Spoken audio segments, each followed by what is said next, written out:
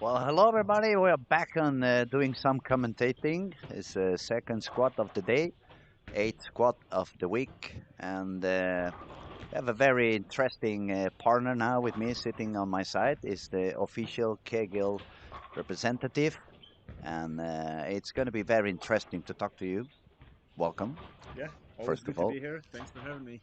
It's an absolute pleasure. It's an honor, and I think it's going to be very good for the audience because we have been having some questions about the lane profile. If we find out is it easy, is it tough, why is it tough, why is the score not going so high, and both me and Robert Anderson was talking earlier with me, and we have been trying to explain what we see as ex bowlers or former bowlers and coaches, and we said a little bit like try to make people understand that the profile may be a little bit tougher or a little bit easier, but what really goes on is what the players do with that oil profile.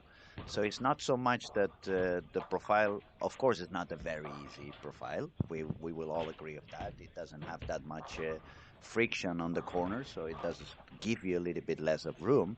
But we try to explain that. And I blame myself. I even said that when I was younger and I had less knowledge, I was one of the people that would also say, this guy of the making the oil, he made something, it's not proper, something is wrong, or maybe Well, the machine's not working, all this kind we of all excuses, do right? that as bowlers, right? We always find someone to blame but ourselves, right? Absolutely. But I said to myself, and I promised them, I'm going to try to bring you in because I would really like to get the expertise point of view and see how you see the game evolving, how you see the transition happening. And there's a few questions I also think I would like to ask you. One of the things that has caught my attention is I believed as soon as the pattern or as soon as the squads would move forward, that the lanes would get a little bit easier. I was expecting that the lanes would open up a little bit more for for games 5 and 6, but the reality is going a little bit against what I was expecting, and we have seen a little bit less of room created than I really believed it was gonna be in there.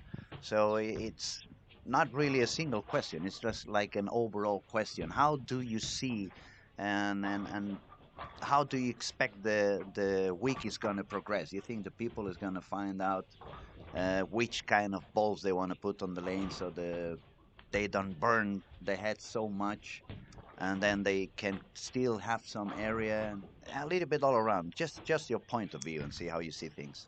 Well, it's obviously a loaded question, right? There's so many variables that affect how the lane plays, how the squad plays, even the whole week. Obviously, we have so many players entering the squads and trying different strategies every single squad. And I think at the moment, we are kind of in this middle period at the moment where the first couple of squads they started okay. The second squad we had a few scores come in, and then some more players came in, tried different strategies.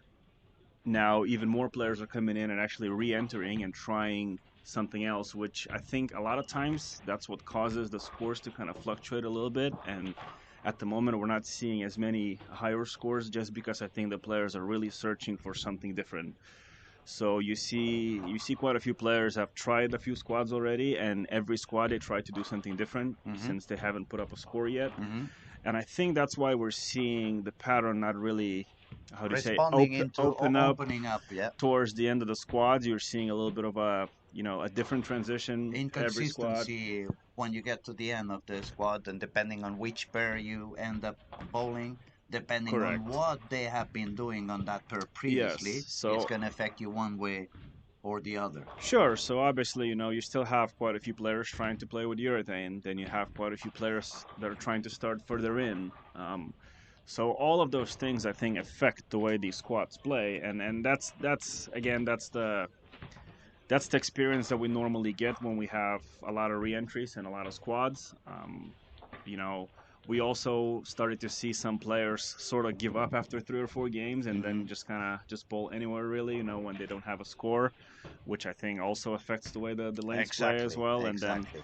I mean, we saw it in a previous squad where, Martin Larsen had quite a few points going up into the last two games, and then he just didn't manage to finish it off. And again, I think that's just the lanes just play a little different than the previous squad, and that's normal. And again, the players dictate how the squad is going to really shape up towards the end. So that's really what I'm seeing at the moment. I think we're in this middle ground where players are kind of searching for the right look, and I think once we see a little more score, maybe towards the middle of the week, and then some other players will come in and find something different. I think we're gonna start to stabilize the scores a little bit, and hopefully, the scores will start to Score go up gonna a be little bit, a a little little bit bit up. higher, Yes. and then we can expect what I was Now, really hoping at the beginning, that the last two games should be a little bit more of room in there, should be a little bit of extra area. sure. Now, don't get me wrong. The pattern is very difficult. It's Hmm. supposed to be very difficult. That's what we aim for. And again, difficult is all relative, right? It's all to Hmm. the scoring pace. And one thing that I think as a as bowlers, all of us are kind of recently, as of recent years, I would say we're kind of used to having a little higher scores than. Hmm. Than So we did now, 10 or 15 years back, that's so for sure. now it's more like when the scoring pace is just a little bit, lower. Lower, We're kind of you some get bowlers freak out a little bit, I you think, get some and insecurity. You start doubting: am I on the right spot? Am I doing the right you shots? know, Am I grabbing if the right ball? And then correct it's too and many things in your head instead of just focusing on well, keeping it especially simple. I've seen it quite often now that if certain bowlers don't put up a five bagger very easily, it starts to play with their head a little Yeah. bit. Now you Mhm. start missing some spares, Mhm. and when you miss a couple of spares and you cannot put five bagger around it, now your score goes down real quick. Absolutely. So it's interesting to watch this and see how players adapt to a lower scoring pace, how they grind, how they make their spares, Mhm. how they adjust to different pairs, how they move around, how they change their equipment, how they change their physical game. Which to me, when we work on these patterns, those are the things that I think about. I really, for those that know me and seen me create patterns, I do like to give them a challenge. Now, it could be a different challenge every time. Last year we had a challenge and everyone kind of played out. Mhm. This year we have a challenge to where the lanes hook quite a bit and you have to kind of control your break points a little bit and maybe use your speed to your advantage.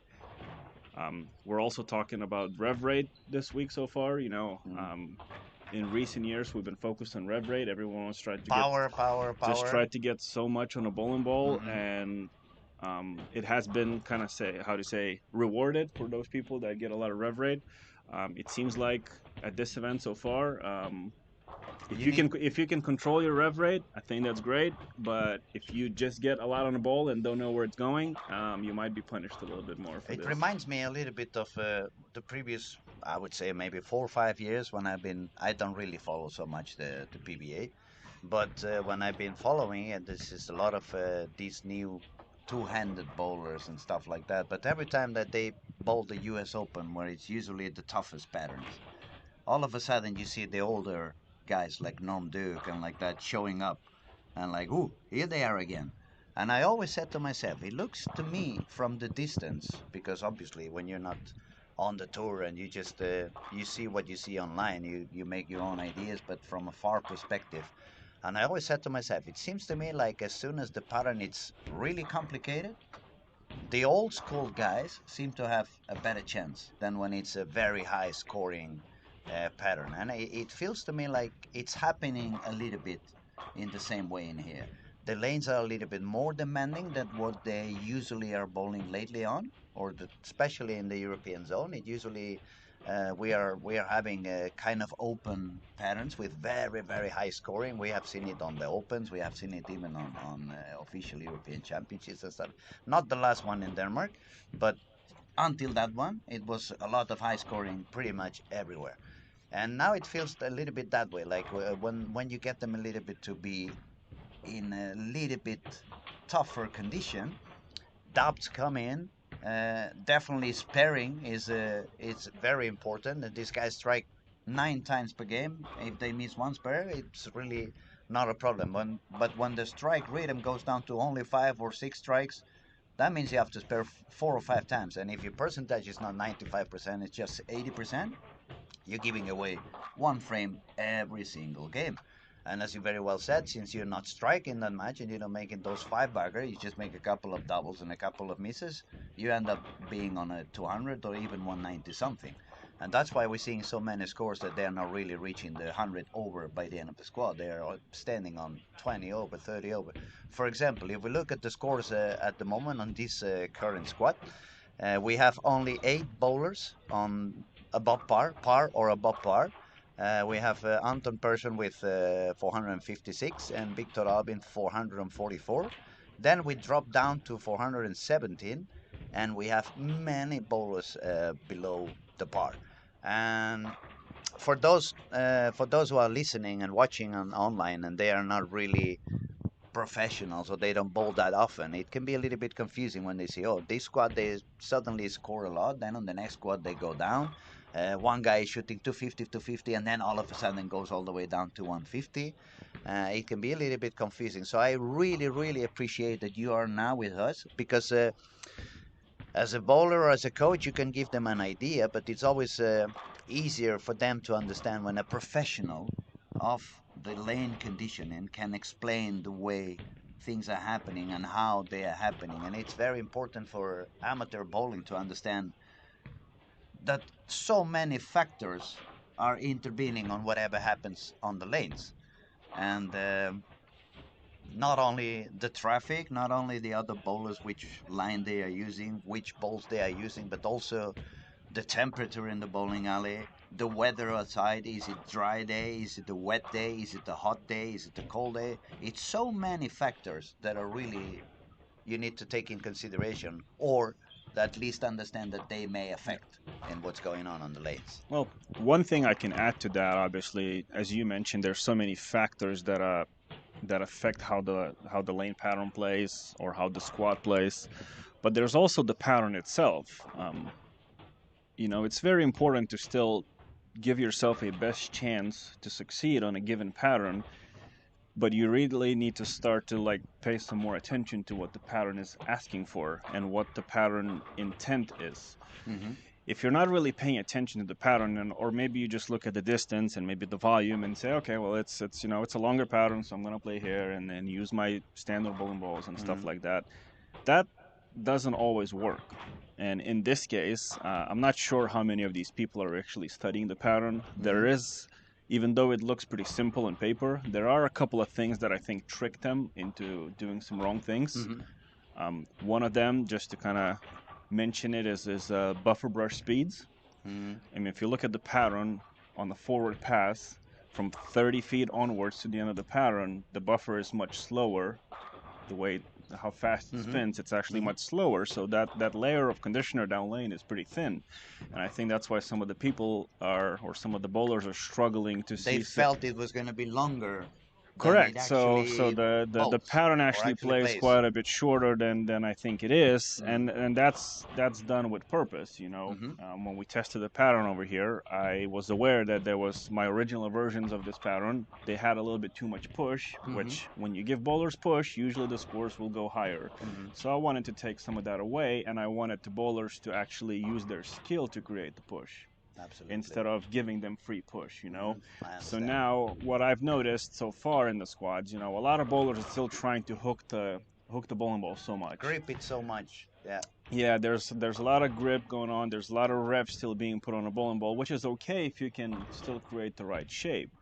But what happens is, now you don't have as much push, so the higher rev rate players naturally want to go further left if Mm-hmm. they're right-handed and try to open up the lane. Well, that also hasn't really worked very well either because there's quite a bit of out of bounds. So what I'm seeing so far and what I expected out of this pattern is that you will want to play somewhat closer to the pocket, but you will really have to control your hand, your ball speed to keep the ball in the play. Be a little bit more consistent. It's not so much about the power, but being a little bit more precise in what you do, a little bit more repetitive.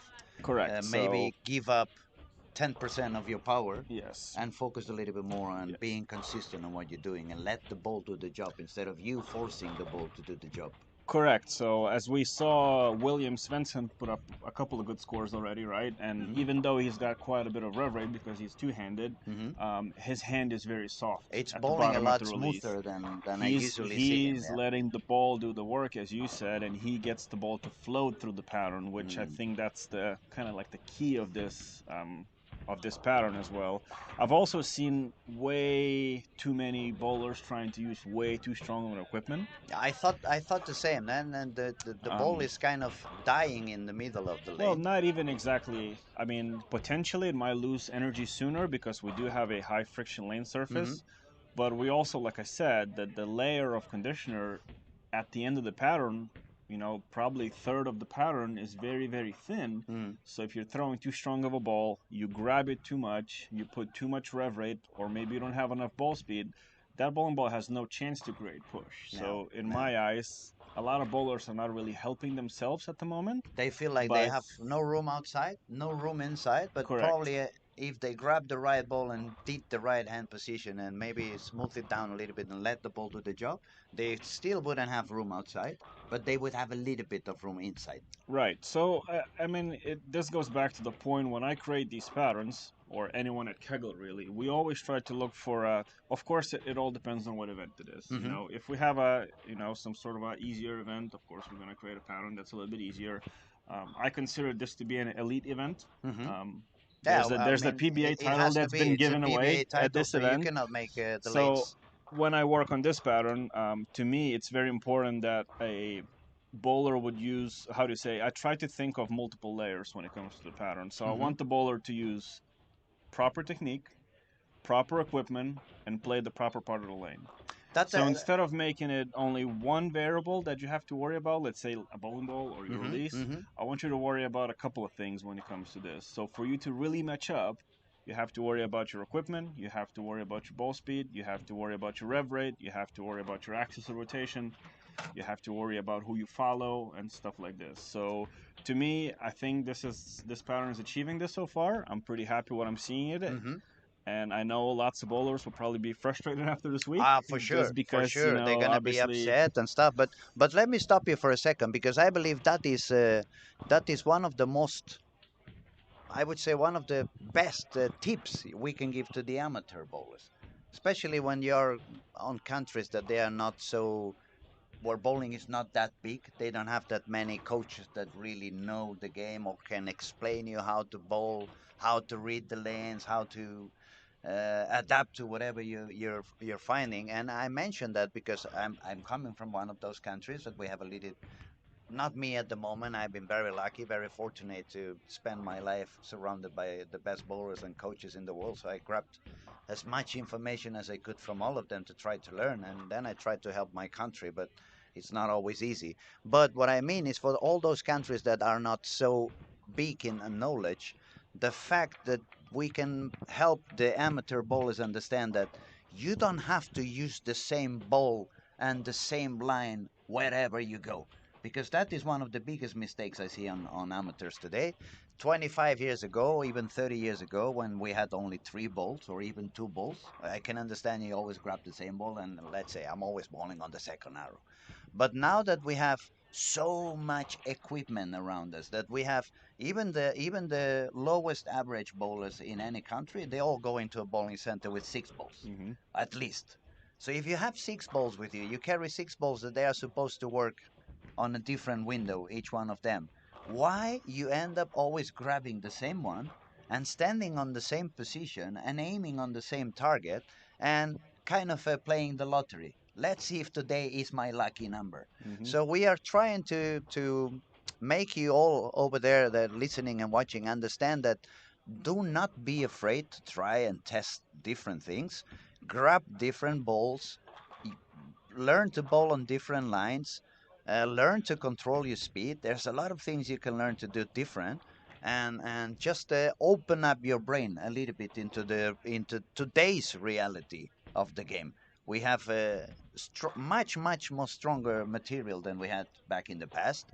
Obviously, the balls have 100 times more friction than they had in the past. I remember even the first reactive ball like Excalibur, in most of the patterns today, people would use it as a spare ball. That ball wouldn't hook anymore. And that ball, when it came in the first time, it hooked like 10 boards more than any of the urethane that we had back then. So what I'm trying to say to those guys who are really amateurs and but you really love the game and you're following online and that's why you're watching and listening to us talk like what's kakatu? I don't know how you say it in English. It's one of those exotic birds that manage to speak and they make noise all night long. But what we're trying to say is that do not be afraid to change your balls. Do not be afraid to change your lines. Actually, the more you do that, the quicker you're gonna get to understand this new evolution on the game and when each ball is fitting and when each ball is working better for you. So I think it's a very, very good information and very valuable information, not only from a bowler like I was or a coach like me or Robert before, but you as a professional of the oil patterns that you can help them understand that. I think it's a very valuable, very valuable. Well, technology has clearly advanced quite a bit since some years ago, and I think there is a lot of technicality when it comes to bowling. There's many variables that bowlers have to consider every time they step on the lanes. Um, Obviously, the bowling balls are evolving. Every single release seems to be, some new cutting edge technology and stuff like Hmm. that.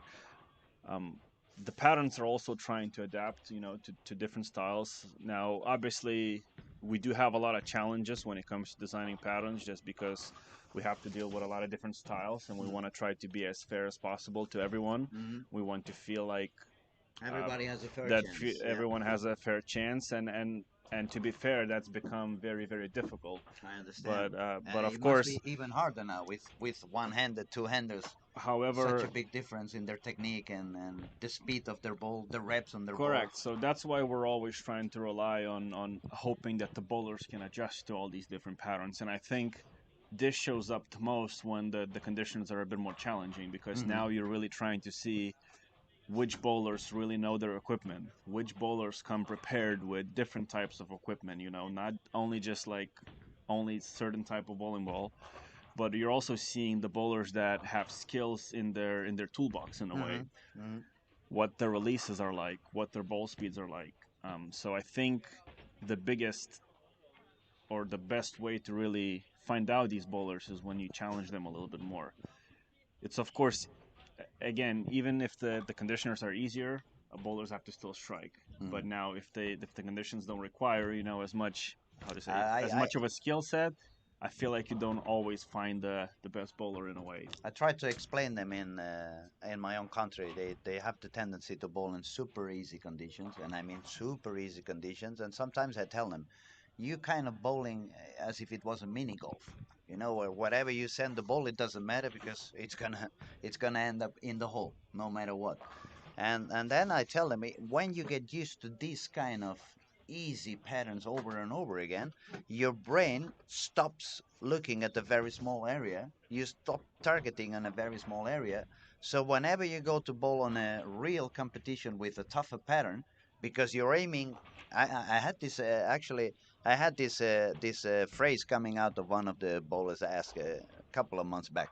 Where are you aiming? I asked, and he said somewhere between second arrow and third arrow. When he said that to me, I was like, how is that possible? I remember when I bowled for real, I sometimes even looked at the lines separating the boards. That's how thin my target Hmm. became at some events. And now they are aiming between those two arrows, and but that's not reality. That Well, or maybe a reality. It's what's coming down there. But when they go out, and that's what happens when they go to the European Championships and stuff like that, they happen to go from 240 average in the last three events to all of a sudden 170 average, and that is for them. It's hard to understand. It's hard to accept. But I try to tell them if you bowl all day long and all the year with such a huge window, how the hell you pretend to adapt in one day into such a small window? yeah. Now the of course, the as we say uh, at Kaggle a lot of times, is that you're a product of your environment. Mm-hmm. So whatever you are sort of surrounded with, um, that's how you usually tend to bowl. Now, that's not always the bad thing, because obviously, if you grew up in a high friction bowling center, you probably tend to throw it a little faster. If you grew up in a center that has doesn't have as much friction, then you tend to roll the ball a little bit more and you throw it a little slower. Maybe your Yes, rev rate's a little higher. Now, of course, you if you're trying to achieve something good in this sport, you want to try to be as versatile as you can. You want absolutely, to have different types absolutely. of releases. You want to invest your time into studying oil patterns and see what advantage you can gain from an oil pattern, Mm. which honestly a lot of times I'm still surprised, and that's maybe just the way the bowling environment is right now, that a lot of bowlers tend to somewhat ignore what the pattern is these days anymore, just because, well, I'm just gonna go in and do the same thing, Mm. which that's what we've kind of been speaking about, just doing the same thing all over and over again. And events like this now, where we're seeing that the same thing doesn't work, this is what's happening. Now we're kind of seeing some of the bowlers try to really figure out what the pattern is doing and how to adjust, and some of them are really struggling. And as much as I don't like to see bowlers struggle, at the same time I somewhat enjoy that a little bit, because you can see which ones are kind of Who's gonna coming open up? through, Yeah, and and open who's gonna open try their to really eyes. work hard to try Mm. to figure out what can I do to actually improve my score, match up to the lanes better, and maybe just get those extra couple of pins to get in the cut. Yeah, it makes all the sense. Let me update the scoring. We have just finished the third game. So now we have Anton Persson is leading this squad with 67 over. Second position is Emmanuel Johnson with 648. Martin Paulson managed to make another 225 games, so he's now on 642. Anton Algren also 639. Now it's only 7 bowlers who are standing above 200 average. So yeah, it's not a very high scoring squad, but uh, but it's good because then it helps us explain a little bit better what we're trying to tell, especially all those amateurs bowlers that you really want to try to learn a little bit more about oil patterns, because that also is not going to give you the information to pick up the right ball, pick up or try to be at the best area or avoid the penalty zones, but also is going to put your mind in the right state of mind. I mean, you cannot go into a pattern like that and believe I'm going to make 1500. I'm going to bowl 250 average because that's what I've been doing for the last 6 weeks. If you understand a little bit the pattern, you're probably going to go like, okay, maybe I'm going to be happy with 1250 on the first time, on my first attempt. And That then when you relax, it goes even better. No, that's a very good point, and I think that's why it's important to set your expectations right. I've seen so many missed pairs right now, and I've seen so many games where a bowler gets a couple of doubles in the game, but then they have two holes around it, and Mm. now all of a sudden you have a two-team game going, and if you miss a couple of easy spares, now it's a 180 or a 170 in some cases, and I think you really hit the nail on the head on that one. When you have your expectations set before you go in a squad, and the pattern graph itself can really tell you a lot of those things if you study that. And obviously, I'm sure bowlers are now realizing that this tournament is going to be decently difficult to score. So if you set your mind in the right place to where you're going to be happy with a nine spare, you're going to be happy if you left a 2 pin or a 4 pin off a maybe bad shot, even a 3-6-10. If you avoid some splits and stuff like that, I think how to say, this generation of bowlers, especially, we're so used to striking a lot. Mm. It's unbelievable how many strikes we throw, which is obviously a lot of times it's cool to see, but it's also cool to see what happens when you don't strike. When you don't strike, yeah. And How you when respond you to put that. value on a two bagger or a three bagger, can Mm. you make a spare in the middle of those to save your game? Can you make one split here and there in the game to also to boost your chances to put up a better score? So I always enjoy watching events like this. I enjoy creating patterns that are a little bit more challenging Mhm. than our standard patterns. As we saw it in previous years too. We had a last year we had a bit of a higher scoring pattern. The pattern play to the outside, like There we was spoke more earlier. friction outside. There You was always feel definitely more comfy when you can correct. There was just miss much more out. room to miss. The Mm. players, were a bit more comfortable. And then this year we obviously pushed them in a little bit, and we asked them to do, like we spoke about before, like multiple layers of adjustments. Mm. And like I said, I really, to me, this makes it, again, I'm a curious bowler. I want to see different things. I want to try to learn as much as I can as well, and I enjoy watching all the adjustments that top bowlers Oh, make. it is indeed very, very interesting. And that's another reason to to learn as much as you can, guys, because then when you see a tournament like this one, you're not really focusing only on, oh, they're not striking. I'm gonna go watch football instead. I'm gonna go watch a tennis game. If you really understand what's happening, it's actually even more interesting than when they have those 270, 270, 270. It doesn't really matter where they put the ball because they're gonna strike anyway. And when they have this kind of demanding, as you said, it's very interesting, and it kind of separates the good bowlers from the super good bowlers, those who are really able to adjust to whatever they find on the next pair, those who are really paying attention to what goes on the next pair I'm going to hit, who's bowling there, what line is he using, what ball is he using, is he going to make the lane a little bit easier for me, is it going to be, oh, I'm going to be, I better pay attention because he's using such a ball in a line that I'm going to be in trouble when I get there. So that also, it puts you on the right state of mind. Yeah. Also, all these little details and stuff like that, it's super important, and it's a reality of the game today. You cannot avoid it anymore. Well, that's why I think bowling is an interesting game, just because we have the ability to control the environment a little bit, right? And I think there's the right time for easier patterns, and I think it's the right time for the harder patterns. I think we should have a pretty mixed variety of these patterns, It right? should be. It should So be. obviously we have lots of events that have like sequenced events as we speak. Mhm. So I firmly believe that some events should be easier and some events should be harder. Um, and that's why, like I keep referring to last year. The cut score was pretty high. Mm. So again, this year, we wanted to lower it a little bit and make sure that the bowlers feel like they're challenged a little bit. And once in a while, I think it really doesn't hurt to have an event that's a little bit lower scoring, No, just so we exactly, can challenge the exactly. players and make them understand that there's multiple layers to the game of bowling. I actually have to say on the Catalan Federation, uh, 3 years ago, they asked me to put a few patterns for the national championship. And I said to myself, I'm tired of this easy patterns. I'm going to put three patterns that for them is going to be very demanding. For me, it was not that it's going to be that demanding because actually one of the patterns was exactly the same pattern, or not exactly because it was a different machine. But I tried to shape it as exact as I could to what the International of Barcelona was in the 2000s when I bought late 90s and 2000s. And back then, I remember Michael Larsen shot 240 average. I shot about 239 average. Spanish lefty, veteran, and on all the ball, he shot 239 average. That same pattern when I played, or when I put it 3 years ago on the Catalan national championships, it was only I made the par. No one else made the par, and everybody was so upset. They were saying, "This is so difficult. Why you make the lane so difficult?" And I was trying to explain, it's not that difficult.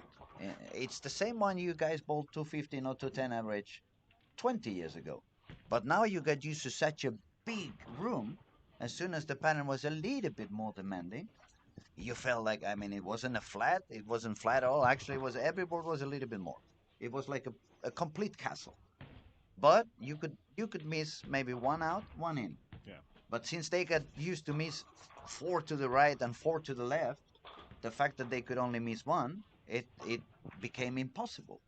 So that makes me think that, especially for the smaller federations, sometimes, especially when they have this kind of easy patterns all day long and every condition, maybe it would be even smarter or even more smarter not to hire a coach, but to hire somebody like you from time to time to go down and explain and show them and kind of help them develop something, if not for everybody, at least for the national team bowlers, some kind of pattern that they can, okay, if you like Spanish team, I know they are meeting 3 or 4 times a year and they have some certain ranking events. They should bowl in tough conditions. I mean, they should get ready for what's coming later on when they go to the European Championships or the World Championships. You're not going to find a ratio of 15 on a World Championship. You're not going to miss six to the right and still hit the pocket. No, I think ideally you just want to have a combination of patterns that you practice on. Not to say that you should only practice on difficult stuff, because, like I said, there is a skill to striking as well. Mm. When the lanes are easy, you still need to learn how to strike, and you Yeah, strike a lot. yeah, How absolutely, to put a absolutely. five bagger, a six bagger, or seven bagger together. I do think it's a great skill as well. when a bowler can just strike for days, as we say. Mm. But you're also the most talented bowlers will always figure out a way to strike when they're difficult as well. So I think when it comes to like national teams and more at advanced professional bowlers and stuff like that, I think there should be a fine line between practicing on easy stuff Mm. and practicing on the medium stuff, practicing on the hard stuff as well. Just like you would practice on a short pattern, on a medium pattern, or a long pattern, I think you should think the same way when it comes to difficulty as well. Now, you know, that's what I say. That's also a little bit of a downside of being able to control the environment is the fact that we can make them so easy. Mm. So a natural, in my mind, the human nature. Of course, you want to strike as much as you can, and if you can wall the lanes up very Yeah, easily, man. I mean, I can now it becomes understand pretty easy, and when you the can. bowling alleys decide, no, this is my bowling Correct. alley, this So is my business, and I want people to have fun. So I'm gonna make the lanes easier. So everybody, every customer that shows by is gonna go home with a well, big smile. that That comes I as can a understand that comes on a the night business side as leagues and well. exactly. Correct. But then when we're talking about national championships, Correct, but you also have to consider the human factor in here because a lot of these people that go to bowl leagues or go to your bowling center, they want to feel good about it. hmm Now, if an average bowler doesn't feel good going into the bowling center, the likelihood of them coming back yeah, gets that's the slimmer. big fear. That's the big So fear for there's always a very those fine alleys. line between making them harder or more difficult. And we can sit here and chat all day about whether it should be easier or harder. And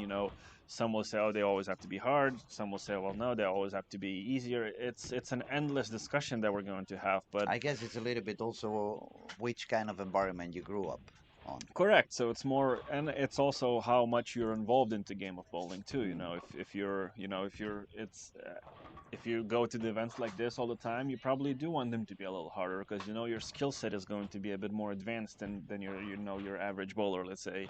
And then if you're only bowling in league, of course, Now if you you only want it come into the easy bowling center because once a yeah, week and you yeah, just want to have a yeah. good time, of course you want to be, to have your events easy. That's why I'm saying that I think there's a fine line between practicing on easier stuff and practicing on harder stuff. I also think that there should be a good balance during the events. Like certain events should be easier, certain events should be a little harder, and obviously we're fortunate enough here in Sweden in Helsingborg at Olympia Bowl and with the crew here allowing us to do patterns, different variety of patterns. So Mm. like again, I keep going back to the previous couple of years. We had some higher scoring events, we have some lower scoring events, so we're really trying to do a variety of patterns every time, so that way the bowlers don't feel like it's the same thing every time. But that's very good. I mean, it was very nice chatting with you. I don't want to steal so much time from you anymore because I know you're going to be busy all week. You have to take care of so many things and the lanes, squad after squad. It's very long days.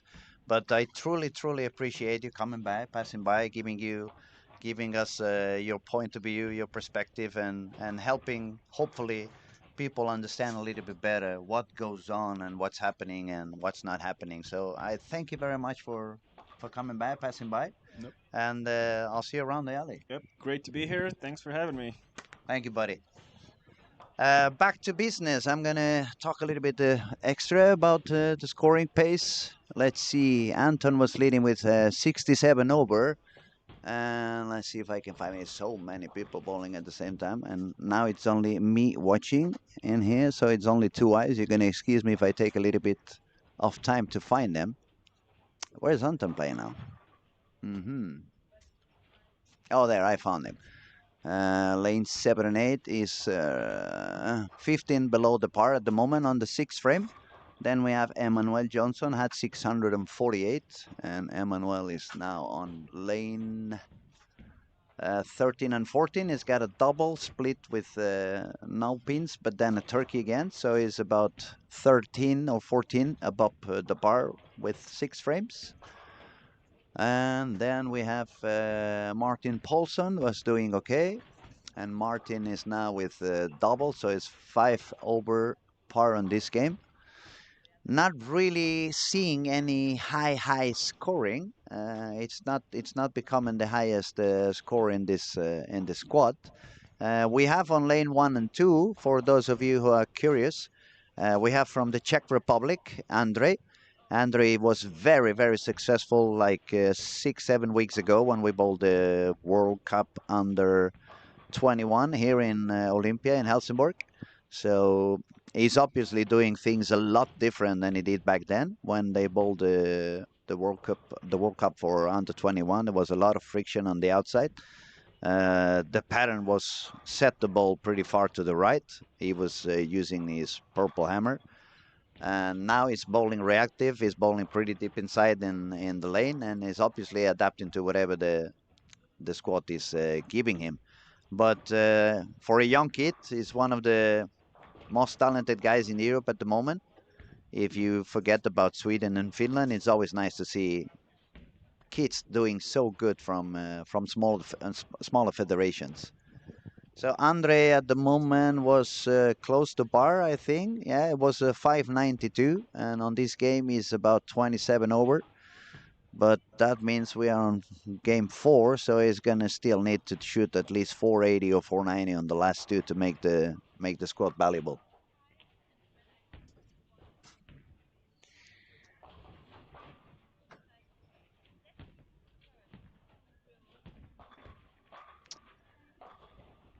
See, some bowlers have been bowling many squads already. We have Zacharias also bowled a little bit sooner. Still trying to find out what goes on. Marcus Jansson was playing as well. Son of Raymond. Actually, I saw Raymond outside. It was maybe 10 years I haven't seen Raymond. Raymond is the father of Marcus.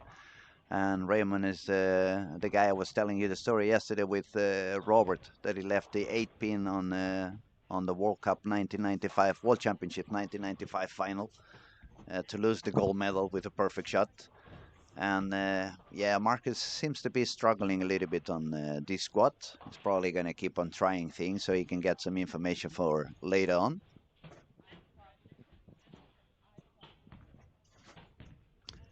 Yeah, it's not many things happening, so I'm going to take a 5 minute break and I'm going to go try to find another partner that I can introduce you, and so we can have someone else talking and giving you their perspective and point of view. It's going to be growing up during the week as soon as more PBA stars show by, and we're going to keep on trying to feed you guys with the best comments we can and the best people around, best bowlers in the world. Louis talking. I'll be back in 5 minutes.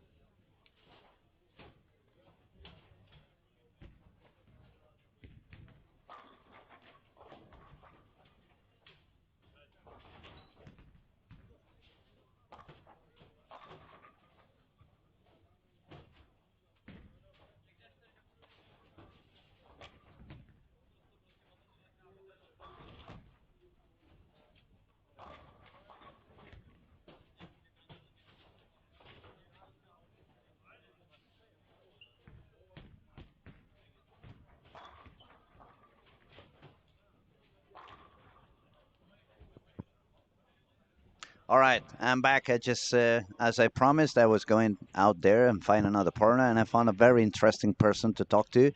He has been doing, along with his colleague, a seminar this week about mental game.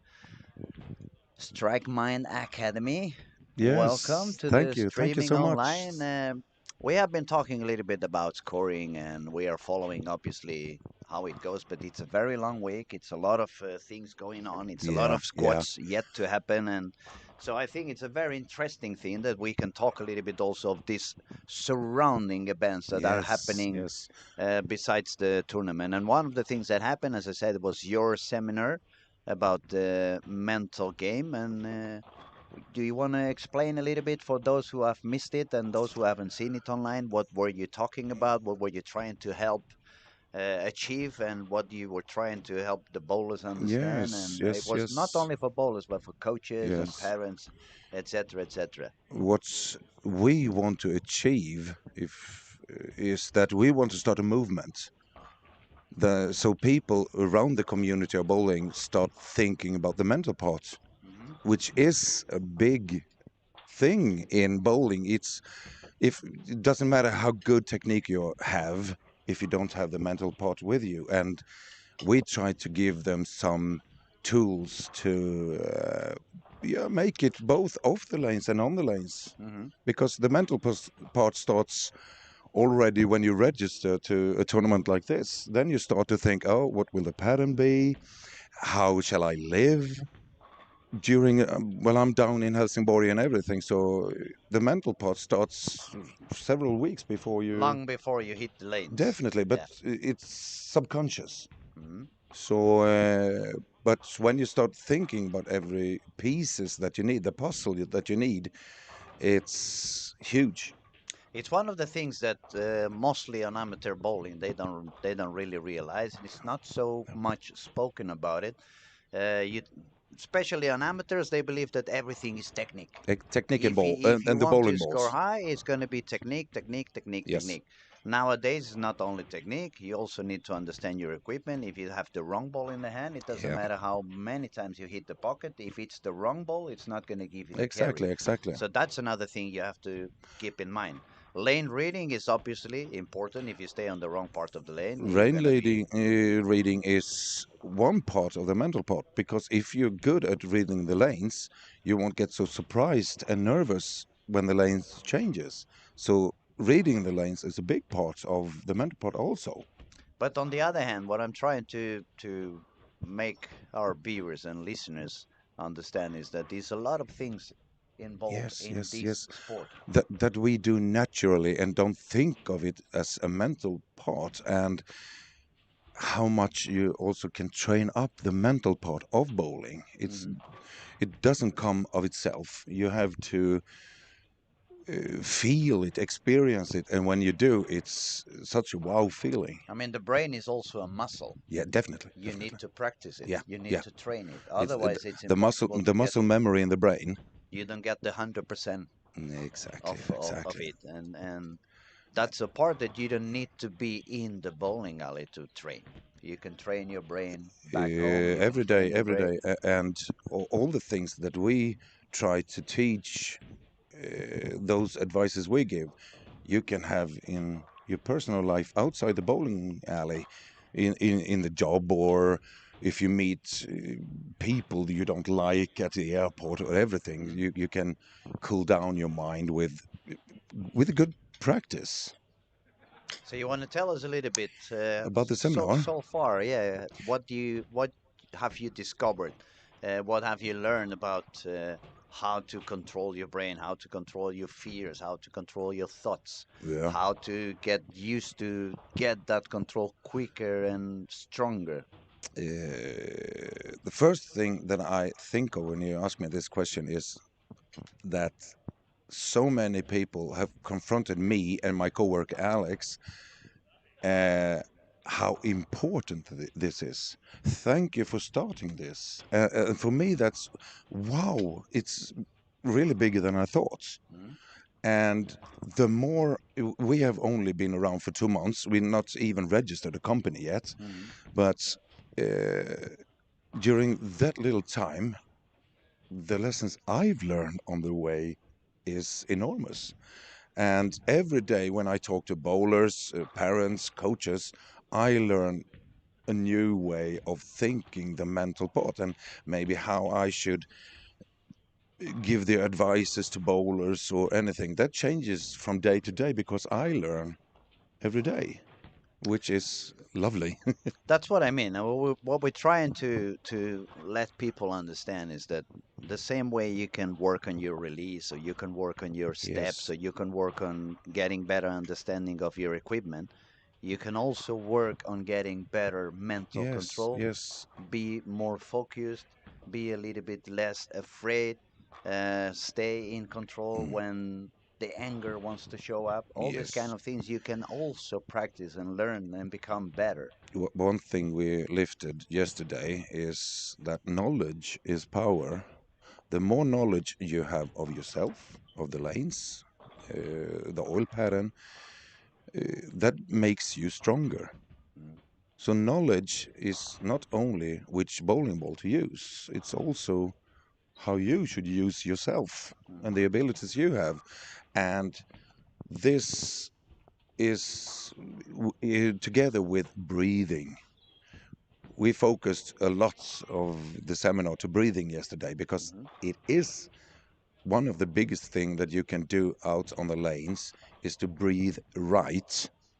There's so you get the right oxygen and CO2 Mhm. around to your cells and everything in the body. So So this is scientific already. When we're talking yes, that yes, we this this this is has been studied, this has been proven. It's not this is coming not from bowling, but not coming from psychology exactly. and people who are real Yeah, expertise on how the brain and how the cells we work. we are trying to gather all the information that we can and put it into the bowling community so Hmm. it fits the bowlers. But as I said, everything can be used in daily life Hmm. because it is part of what psychiatrists and so everybody's talking about. Just we put it in the sports frame.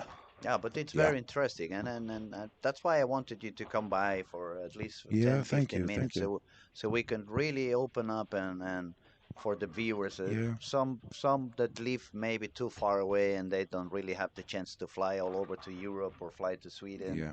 and but they are watching online and they are interested on the game. They have a passion for the game, and they want to learn as much as they can. And usually, when you see some bowling streaming, it's just they're talking only about what's happening at the moment on the Yeah, lanes. yeah, yeah. But the spirit of the Lucky Larsen event is not only about the PBA event; it's about a big, big bowling family all around the Yes, world. yes, yes, We yes. want to be friends with everybody. We want to make everybody feel welcome, and even those who have no chance to be here, let them know we are trying to spread knowledge. We're trying to spread Yes. good energy. And if there are any questions, I think they can write to your YouTube channel and ask questions. Yeah, right away. And Absolutely, absolutely. if you have questions regarding my area, fetch me, and I'll Yeah, just come go try. ahead. Yeah, and Absolutely. try to answer as good as I can. I Mhm. can't answer everything because the mind is individual. It's not only mysterious, but Oh my God. everybody's so different, and every brain is The brain is just is both good and bad. it's a magic box. Sometimes we overthink things. That's the down part of the brain. Especially when we are afraid of something. Yes. Especially Then we when go you're to scared of whatever. fly or flight mode. Mm, And also in bowling, when you get nervous, what your brain telling your body is, we have to run, mm, or I have to fight back. mm. Mostly, hopefully, we fight back and But live through that nervous time, and we get stronger from it. Next time you get the nervous, you get nervous again, and then you just, well, okay, I got nervous last time, and I got through it. mm. So now I'm trying to look what happens on the lanes. It's a lot of things going on the lanes, but It's not a very high scoring squad. No, I already said that on the warm up. I saw some people that it's the first squad they bowl on the event, so obviously they have not tried the lanes before, they and getting the knowledge. they have been trying a little bit of multiple lines, multiple different type of balls, and already during the warm up they were kind of messing a little bit Yeah, the yeah. pattern, and that was something that was a subject that we have been speaking Christy with the Jonas, I official, think. yeah, with the Yeah, official yeah, Kegel representative here. It was very interesting. It's not only that people has to believe what we say or as a bowler or yeah. ex-bowler or as a coach, but somebody who is really a professional about oil patterns and lane conditioning, Yes, yes. explaining what Hopefully, and how many factors are there involved. hopefully those who coming later this week listen to what Christy Jonas have to say, so they don't destroy the lanes directly in the warm up. Mhm. Listen to what Christy Jonas has to say because he is a professional lane maintenance guy. So listen, go in and listen. If you haven't listened, go in and listen to that interview. Yeah, it was very, very interesting stuff. Now back to scoring for a little while. We had Yes. Anton was leading with 108 pins over after 4 games, and as Robert Anderson was telling us yesterday, Anton is a bowler who really feels comfortable as soon as he moves into the lane. Yeah. And the funny thing is, I haven't really had seen Anton bowl before. It's one of the first times I really see him bowling. At least I don't remember. And the fun thing is that when we were talking with Chris a little bit sooner, he said that the pattern seems to be demanding a little bit less rev rate, a little bit more easier through the heads. And Anton is having this kind of Speed. yeah, speed and Yeah. not excess, I was trying to let the actually ball work a when little bit when I more. stood outside here before you came and asked me if I could be here, I was standing thinking uh, the tempo. Uh, Many people of the guys, girls standing here trying to hook, hook, hook, and the ball just over and under react. Hmm. If you have the right tempo, not trying to get so much rev as possible, I think the pattern will be lovely.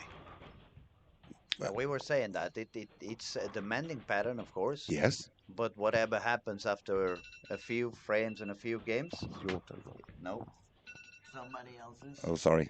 No problem. Some technician probably having a phone call. Yeah, probably Victor. Yeah, but no problem. But what we were saying is that even if the pattern is quite demanding, Yeah.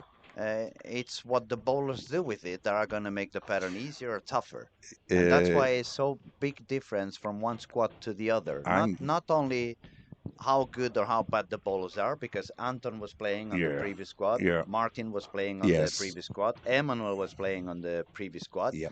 and we have some big names in there as well, like Theodore Samuelson, Yeah. Yeah. like Andre from Czech Republic, Yes. super talented kid.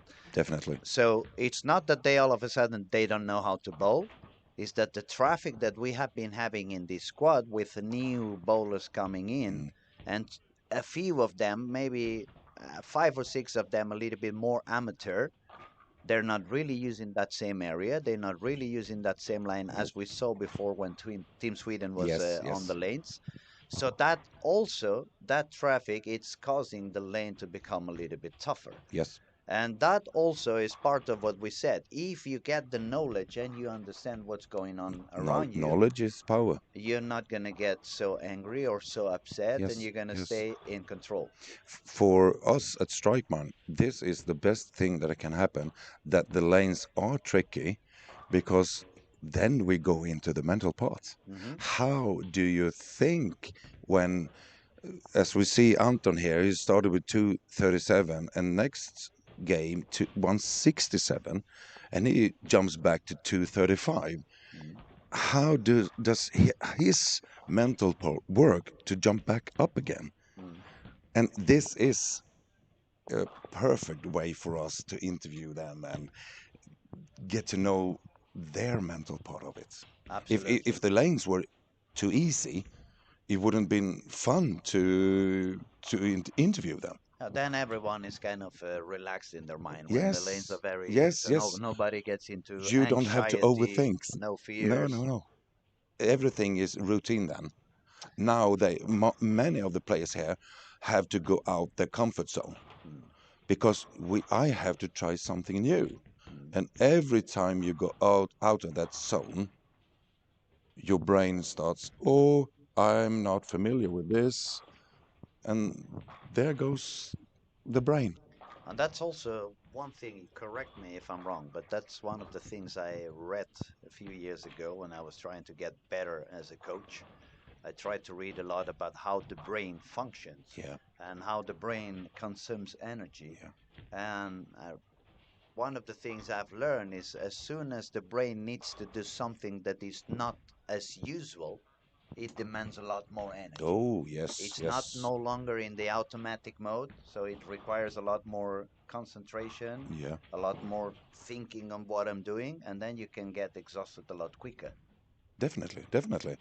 Uh, and the more you practice, the more tournaments like this you're playing, the more you allow your brain to stay in the comfort zone because you teach your brain, as we said before, the muscle memory. Hmm. So I'm just sitting here watching if anyone is playing really, really, really good, and I don't. Andre is like 20 over this game.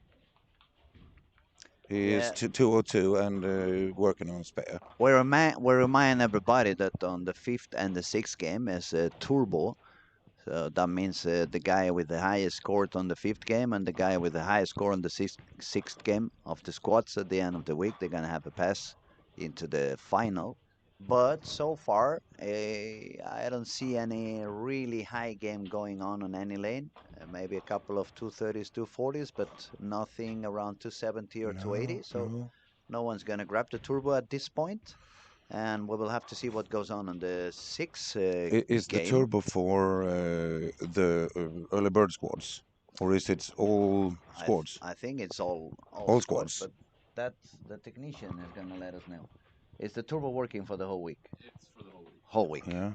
We Lovely. have that Robert Stålkrona. Thank you, Victor. What would I do without you? We have Robert Stålkrona. He can end up at 269. Yeah, that's true. That's true. 269. Yeah, I think at the moment it's 268. something like that, I We think. will Yeah. find out pretty soon. 268. Yeah, Victor Victor confirms. confirmed it as As I usual. said, I just said, what would I do without Victor? I would be But completely now, lost. I talked to Joachim Karlsson Hmm. after his squad before we went home, and the games 3, 4, and 5 they are tricky. I know. I know. Yeah, I know. and we were talking a lot about the mental part, and he told me what he had in mind for the next weekend when he comes back, and I said the thing you do to me now is debriefing. You're letting me know what you are going to do, and when you lift it up and talk about it, your brain starts to work more. Mm. What to come, what you are going to do next weekend. Visualize in a way. Exactly, visualize. Visualize. And he also has the knowledge of the cores and the ball, and he felt that 3 or 4 of my bowling balls this weekend weren't for this pattern. So I hopefully know what to bring for the next weekend. He's not the only one with that idea. I can confirm that Robin Ilomar is going to be the same. Yes, He's going to go yes, home and bring some different equipment. they are here. The early birds are good for getting to know the lanes. Hmm. Unfortunately, those in between players gets hooked in the middle because they are trying out Mm. and sort of destroying the lanes, Yeah. which probably going to do when they know what to do and come back for Friday, Saturday, the lanes are going to be different. That's why I keep keeping my bet on 1350 cut, even if it's only one. I lowered mine from 1330 to 13. 13. 1300? Yep. No, no, no way. You don't think so? It's going to be higher, for sure. Yeah. people eventually has to end up learning that the pattern is not that tough. They are going to. They are all They are gonna going to. they are all gonna start using the same spots, and then the Yes. lane is gonna open up a little bit Yes. more. Like it did last So, year. We see what happened this year. Last year, I had the feeling that the lanes were easier in the evenings. but they were easier anyway last year Yeah, compared to yeah, this one because you but had the friction you outside, so had you the can miss a degrees lot more. outside were 30, Hmm. so the humidity and everything in the alley was totally different from this year. Mm. So last year I had the feeling that the squads in the evening were a little bit easier than those in the morning because the air conditioner stuff when they get to work in the mornings it's still some kind of humidity in the alley, Mm. and the longer the air condition Stays works, on. Yeah, then it gets totally different in the evenings. yeah, absolutely, absolutely. All right, I'm gonna Yeah. focus back on Yes, the sorry. scoring for a second, so we We have don't get 227. people lost. Okay, Anton Algren was with 108 over, but Where I is he don't now? see him. Where is he bowling? You should sit here beside us, Victor, because you have the brains. We only have the looks. The brains and the eyes. Yeah, I found it. He's gonna make a 210, so he's gonna That's be still good. already Yeah, on that's still good. 120 over. If he managed to, and it was lane 7 and 8. That was the pair that caused a lot of issues to Martin on the previous squad, Martin Yes, Larsen. yes, yes. I heard that. And not that the lane or not that the pair is gonna be as bad as it was, because as we've been saying all day long, the lane is gonna evolve depending on what the bowlers who have Yeah. been there have been doing on that lane. The But usually the easy pairs are always the easy pairs, and the yeah, tough yeah, pairs yeah, are yeah. remaining to be The the the tough thing pairs. I think those middle games here that just keep it together and make your spares and make like 210, 215. Mm. That's really good. And hopefully you can do like 250, 260 the last game, but keep it together so you don't do like 270, 130. Yeah, that's what you want to stay away from issues, stay away from Exactly, trouble. exactly. Easy shots, easy way to the pockets. We have 1060 for Anton Persson. It's going to be the squads of the Antons for what I see. Anton Algren 119 over. And then to find another Andre Andre is 122. 22 over. Yeah. And 22, sorry, I said there 122. is Thomas Anders with Emmanuel 1,000. Johnson is he's going to be a bit over, I think. He now has 1,000 and a double to work on. Emmanuel had 78 over, and if he strikes out, he's going to make it to 10. So he Yeah, could yeah. still go all the way up to 90 over. So Then I he's think going to he's need going to be the. the squad leader. No, the leader is Ogren. If he shot to 15, it's 80, Yeah, 84. but Ogren is already 120 over. He's not done yet. Yeah. 190 with a spare, so he's going to drop down to 70 over. That's going to leave Allgreen ahead. Anton Persson, I think, is going to be sitting on second after this game, or pretty much tied with Emmanuel. Yeah, yeah. And it's not many people is going to shoot par besides them. Emmanuel will do 190 this. So he will end up at 69 over, Emmanuel. Hmm. Got a spare in the 10th frame, so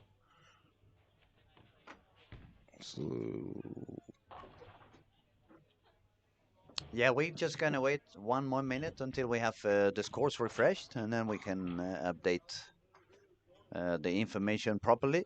Now we're just guessing a little bit, yeah. so it's gonna be 5 pins up, five You pins also down. have Anton Persson, 61 over. Mm. Also good. But best thing must be William Svensson. 2 squads over 13. I think Nice. that's really good. Ah, he's a very good bowler. Yeah, he is. He Makes is. sense. He is.